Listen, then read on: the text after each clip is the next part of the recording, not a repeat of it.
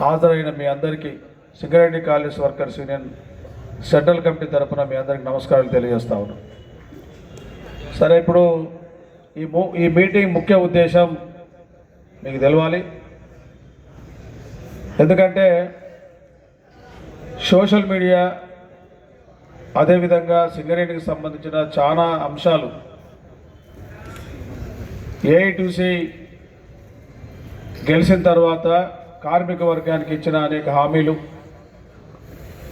ఇప్పుడున్న సింగరేణిలో పరిస్థితులు మనందరం తెలుసుకుంటే బాయిల మీద మనకు సంబంధించిన మిగతా యూనియన్లు చేస్తున్న ఆరోపణలకు మీరు సమాధానం ఇవ్వడానికి కొన్ని అంశాలు మీకు అవసరం.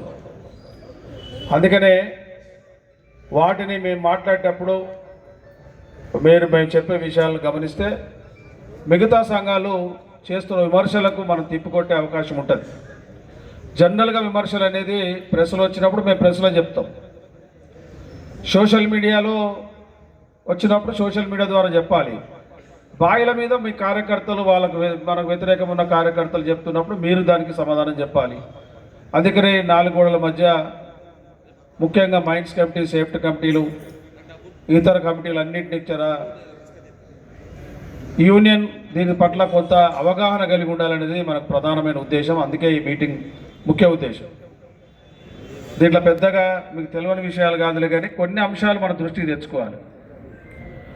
ఒకటి, ఈరోజు మనమే కాదు భారతదేశ వ్యాప్తంగా కూడా కార్మిక వర్గం చాలా ఆందోళనకరంగా ఉన్నారు. ఎందుకంటే చట్టాలను లేబర్ కోడ్గా చేసి నవంబర్ 21న కార్మిక వర్గం మీద రుద్ది ఏప్రిల్ నుంచి మేము అమలు చేస్తాం, వీటికి ఏమైనా ఉంటే మీకేమైనా సాధక బాధకాలు ఉంటే మీరు చెప్పండి అని చెప్పి రాస్తే కొన్ని ఉత్తరాలు రాసిన మనం కూడా. అంటే రేపు ఏప్రిల్ తర్వాత మనకున్న ఈ యొక్క హక్కులు, ముఖ్యంగా సేఫ్టీ కమిటీ, మైన్స్ కమిటీలు ఉండయా? రేపు 2026 జూలై నుంచి అమలు కాబోతున్న 12వ వేతన ఒప్పందం మరి ఎవరు మాట్లాడాలి? ఎందుకంటే కోల్ ఇండియాలో ఎన్నికలు లేవు. 5 జాతీయ కార్మిక సంఘాలు వాళ్ళు వేతన ఒప్పందంలో ఉంటారు. అందులో ఏఐటీసీ కూడా ముఖ్య భూమిక ఉంటుంది.